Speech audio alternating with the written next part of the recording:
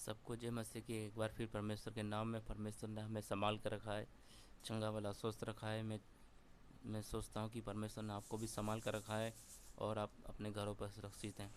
आज के वचन के विषय में हम देखेंगे परमेश्वर हमसे क्या बात करना चाहता है। आज के हमारे वचन का विषय है प्रार्थना। प्रार्थना एक मसीह जीवन के लिए बहुत महत्वपूर्ण अंग है। हम देखते हैं कि प्रार्थना करने से बहुत सारे बंधन टूट जाते हैं। प्रार्थना करने से रोगी चंगा हो जाता है। प्रार्थना करने से दूसरे नगर शहर बच जाते हैं। प्रार्थना करने से सब कुछ संभव हो जाता है। जैसे हम मोबाइल से एक दूसरे से बात करते हैं, वैसे ही एक प्रार्थना वो ज़रिया है जिसमें हम बैठकर हम खुदा को बात करते हैं। हाँ, अपने दुखों को, अपने परेशानियों को परमेश्वर के पास रखते हैं। वो कनेक्शन जो हम जोड़ सकते हैं वो प्रार्थना है, जो हमें परमेश्वर से जोड़ता है। और प्रार्थना करना मसीह जीवन के लिए बहुत ज़रूरी है। और जो प्रार्थना नहीं करता है वो मसीह नहीं है। मसीह में होकर प्रार्थना नहीं करते हैं, प्रार्थना करने में आलसी करते हैं, वे मसीह नहीं, खाली दिखावटी मसीह है। इसलिए हमें अरे जीवन में हमें प्रार्थना को महत्वपूर्ण अंग देना है। हम देखते हैं कि जब यीशु मसीह इस पृथ्वी पर थे, वो प्रार्थना में हर समय प्रार्थना में करते थे। अपनी सेवकाई शुरू करने से पहले, वचन बांटने से पहले वो एकांत में जाते थे और प्रार्थना करते थे। और परमेश्वर ने सामर्थ्य देता था पूरे दिन भर के लिए। और वो जब प्रचार करते थे, लोग उस पर विश्वास करते थे, ईमान लाते थे। इसलिए हमारे जीवन में प्रार्थना करना बहुत ज़रूरी है। अगर हम प्रार्थना करना बंद कर दिए हैं तो प्रार्थना करना चालू करें।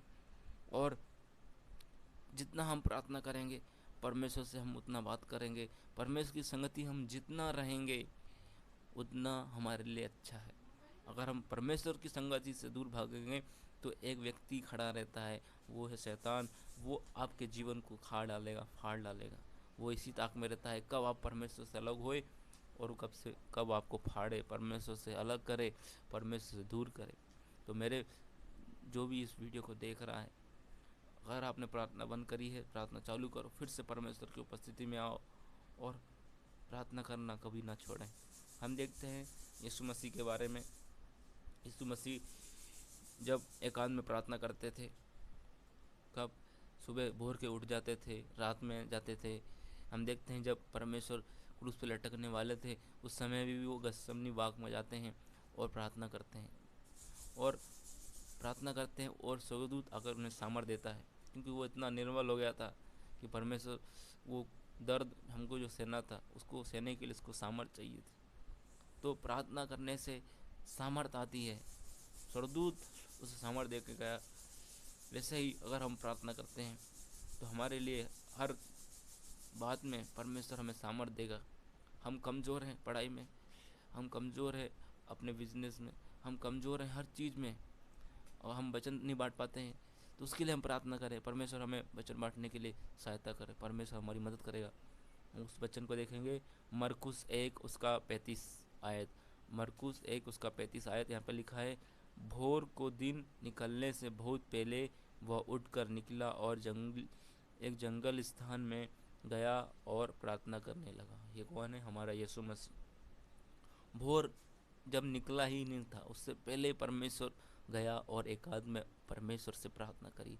परमेश्वर खुद सिखा के गया है कि अपना जीवन कैसे करना है, प्रार्थना में कैसे हमें प्रार्थना करना है। कोई बहुत से लोग प्रश्न उठाते हैं, हम प्रार्थना कैसे करें? तो यहाँ पर परमेश्वर स्पष्ट तरीके से बता रहा है। वो एकांत में गया और प्रार्थना करा, और जब फिर वो सेवकाई शुरू करता था, उसको सामर्थ आती थी, उसको परमेश्वर सामर्थ देता था। वो सामर्थ आती थी परमेश्वर की संगति में रहने से। अगर हम मैं और आप परमेश्वर की संगति में रहते हैं तो हमें वो सामर्थ परमेश्वर देता है। हम रोज़ हर समय परमेश्वर की संगति में रहें। अपना कोई भी काम शुरू करने से पहले परमेश्वर की संगति में जाए। सुबह उठें, भोर के प्रकाश में उठें। ये नियम नहीं है कि आप सुबह ही प्रार्थना करें, आप कभी भी प्रार्थना कर सकते हैं। ये स्वतंत्रता परमेश्वर ने दी है। इसलिए मैं आपसे विनती करता हूँ कि आप प्रार्थना करें और दूसरों के लिए प्रार्थना करें कि वे लोग भी बचाए जाएं। प्रार्थना कैसी होनी चाहिए? प्रार्थना ये होना चाहिए कि आपने परमेश्वर को जाना है तो आपके द्वारा भी लोग परमेश्वर को जाने। आप परमेश्वर से प्रार्थना करें, परमेश्वर मुझे ऐसी अगुवाई कर कि मैं भी तेरे लिए खड़ा हो सकूं और तेरी महिमा कर सकूं। क्योंकि प्रार्थना करने से दूसरे स्तर के लोग बच जाए, ऐसी हमें प्रार्थना करनी है। प्रार्थना हम कैसी करते हैं आजकल? परमेश्वर मुझे बंगला गाड़ी चाहिए, मुझे धन चाहिए, मुझे दौलत चाहिए। परमेश्वर क्या बोलता है कि मेरे राज और धर्म की खोज करो तो तुम्हें सब कुछ मिल जाएगा। राज और धर्म की खोज क्या है? अगर हम किसी के लिए प्रार्थना करते हैं उसका जीवन बच जाता है तो प्रार्थना करना बहुत ज़रूरी है। अगर हमारी प्रार्थना करने से किसी का जीवन बचता है तो प्रार्थना बहुत इम्पोर्टेंट है। हर बार हम देखते हैं कि हन्ना के जीवन में देखते हैं कि उसको बच्चा नहीं हो रहा था, लेकिन जब उसने प्रार्थना करी उसको सामुएल पैदा हुआ और पहला प्रॉफिट सामुएल हुआ और परमेश्वर के लिए उसको दे दिया। हम प्रार्थना अपने लिए मांगते हैं। जब तक वो मांग रही थी परमेश्वर बच्चा मुझे दे, बच्चा मुझे दे, लेकिन उसकी प्रार्थना उसने चेंज करी। परमेश्वर अगर ये बच्चा आप मुझे देंगे तो मैं इसको आपकी सेवा के लिए अर्पण कर दूंगी। तो जैसे ही उसने ऐसी प्रार्थना को बदला, ऐसी प्रार्थना करी कि परमेश्वर मैं अपने लिए नहीं, आपके लिए, अपनी सेवा के लिए इस बच्चे को दूंगी। जब उसने प्रार्थना करा उसको बच्चा उत्पन्न हुआ। जब वो बड़ा हो गया, समझदार हो गया, तो उसको परमेश्वर की सेवा के लिए दे दिया। तो कई बार हम अपने ही लिए मांगते, अपने हित में मांगते, इसलिए परमेश्वर उसको उत्तर नहीं देता। परमेश्वर से बोलिए, परमेश्वर मैं आपके लिए ये करूँगा और मैं अपना जीवन आपको दूंगा। क्या आपने कभी इस प्रार्थना करी है, परमेश्वर मेरे जीवन को ले ले और मेरे को जीवन को इस्तेमाल कर? 99% लोग बोलते हैं परमेश्वर मुझे ये कमी है, मुझे वो घटी है, ये संसार की बातों के लिए बहुत मांगते हैं। लेकिन कभी आपने सोचा परमेश्वर आपके जीवन से, मेरे आपके जीवन से क्या चाहता है? वो चीज़ें हम नहीं मांगते हैं जो हमें ज़रूरी है, और वो चीज़ें हम मांगते हैं जो ज़रूरी नहीं है। वो सब चीज़ें परमेश्वर देगा, लेकिन अगर हम परमेश्वर की प्रार्थना इस प्रकार से करेंगे, मेरी इच्छा नहीं परंतु तेरी इच्छा पूरी हो, वहाँ पर भी यीशु मसीह का गethsemane बाग में बोलते हैं कि मेरी इच्छा नहीं परंतु मेरे भेजने वाले की इच्छा पूरी हो। और उस इच्छा को परमेश्वर ने पूरी करा और उसके वजह से आज हम जिंदा हैं यहाँ पर। उसके लहू के कारण, उसके मारे जाने से हम चंगे हो जाते हैं मेरे प्रियो।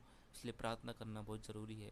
एक और वचन हम देखेंगे कि मत्ती 6:6, मत्ती 6:6, यहाँ पर भी परमेश्वर बोलते हैं कि प्रार्थना हमें कैसी करनी है। प्रार्थना किसी को दिखाने के लिए नहीं करनी है, हम अच्छे प्रार्थना करते हैं।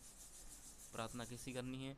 परमेश्वर का वचन यहाँ बोलता है, मत्ती 6:6 में बोलता है, परंतु जब तू प्रार्थना करे तो अपनी कोठरी में जा और द्वार बंद करके अपने पिता से गुप्त में प्रार्थना कर, तब तेरा पिता जो गुप्त में देखता है तुझे प्रतिफल देगा।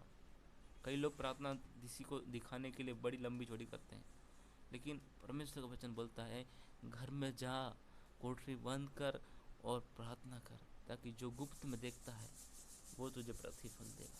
ये गुप्त की बात है, परमेश्वर और आपकी बात है कि आप प्रार्थना करें परमेश्वर से। परमेश्वर का और हमारा रिश्ता कहता है एक दुल्हन के समान है। हम दुल्हन है और वो दूल्हा है। दुल्हन एक दूल्हे से पर्सनल जाके बोलेगी ना, सबके सामने तो नहीं बोलेगी। वैसे ही परमेश्वर कहना चाहता है कि मैं और आप उसकी दुल्हन है। वो चाहता है कि हम उसे गुप्त में जाकर अपनी बातों को बताएं, प्रार्थना करें और अपने निवेदन को रखें। और एक और वचन हम देखेंगे, याकूब 5 उसका 16, याकूब 5 का 16 से 18 तक। यहाँ पर देखते हैं कि परमेश्वर एक धर्मी जन की प्रार्थना के प्रभाव से क्या क्या हो सकता है। एक धर्मी जन अगर किसी के लिए प्रार्थना करता है, वो व्यक्ति बच भी जाता है और उसके पाप भी क्षमा किए जाते हैं। यहाँ पर लिखा है याकूब 5 उसका 16, इसलिए तुम आप आपस में एक दूसरों के सामने अपने अपने अपराधों को मान लो और एक दूसरों के लिए प्रार्थना करो जिससे चंगे हो जाओ। और क्या लिखा है, धर्मी जन की प्रार्थना के प्रभाव से सब कुछ हो सकता है। धर्मी जन की प्रार्थना के असर से सब कुछ संभव है। अगर हम प्रार्थना करते हैं तो जो व्यक्ति परमेश्वर को नहीं जानता है वो जानने लगता है। हम प्रार्थना करते हैं कि इसका जीवन परिवर्तन हो जाए, उसका जीवन परिवर्तन हो जाता है। हम देखते हैं कि एलिया ने प्रार्थना करी कि परमेश्वर इस, जब उसके अगले वचन में देखते हैं, यहाँ पर लिखा है, एलिया भी तो हमारे समान सुख दुख भोगी मनुष्य था और उसने गिड़गिड़ा कर प्रार्थना करी कि मैं ना बरसे, और 3.5 वर्ष तक भूमि पर मैं ना बरसी। फिर उसने प्रार्थना करी तो आकाश से वर्षा हुई और भूमि फलवंत हुई। जब उसने प्रार्थना करी परमेश्वर कि अब बारिश ना गिरे, कुछ ना हो, तब 3.5 वर्ष तक कुछ ना होगा। लेकिन जैसे उसने प्रार्थना करी, फिर से मैं बरसाई, परमेश्वर ने फिर से आशीष भेजी और भूमि फलवंत हुई। भूमि क्या है? मेरा और आपका जीवन है। अगर हम प्रार्थना करना बंद कर देते हैं तो हमारी जीवन सूख जाता है। हम देखते हैं कि एक व्यक्ति के अंदर से दुष्ट आत्मा निकल जाती है, लेकिन वो स्थान पाने के लिए ढूंढती रहती है, लेकिन इसको स्थान नहीं मिलता। लेकिन फिर उसके पास आती है जिससे वो निकाली गई थी, वो देखती है कि ये सजा हुआ है, पहले जैसा है, तो उसमें फिर बैठ जाती है। परमेश्वर ने आपको हमें छुड़ाया, लेकिन हम वैसे ही काम करते हैं जैसे हम पहले करते थे, तो दुष्ट आत्मा बिन बुलाए आएगी। हम उसे खुद न्योता देते हैं, आ जाओ मेरे जीवन में राज करो और मुझे सालों साल परेशान करो। तो मेरे जितने भी लोग सुन रहे हैं उन सबसे मैं बोलता हूँ कि प्रार्थना अपने जीवन में का हथियार बना लो और प्रार्थना करो। यीशु मसीह के समान प्रार्थना करो। 4 बजे वो भोर होने से पहले उठ जाते थे। आज हम इतने वीक हो गए हैं कि हमको सुबह उठते नहीं बनता है। हम इतने कमज़ोर हो गए कि हम प्रार्थना करने में आलस करते हैं। हम सारे दुनिया के काम कर लेते हैं, लेकिन जब प्रार्थना करने की टाइम आता है तो हमें नींद आती है, हमें आलस आता है। तो मेरे भाइयों और बहनों, आपसे यही कहना चाहता हूँ कि आप प्रार्थना करें। नहीं करते थे तो फिर करना चालू करें, और इस वचन से परमेश्वर आपको आशीष करे। आप इस चैनल को लाइक करें और सब्सक्राइब करें और अपने दोस्तों को शेयर करें। मैं एक बार फिर आपको कहना चाहूँगा कि आप अपना जीवन परमेश्वर को दें। परमेश्वर आपके जीवन से कुछ नहीं चाहता मेरे भाइयों बहनों। वो आपको चाहता है कि जैसे हन्ना ने अपने बेटे को उसकी महिमा के लिए दे दिया, वैसे वो चाहता है कि आप अपना जीवन, अपने प्रार्थना का जीवन परमेश्वर के साथ बिताएं और अपना जीवन परमेश्वर को दे दें, ताकि परमेश्वर आपके जीवन का सही इस्तेमाल करे। जय मसीह की।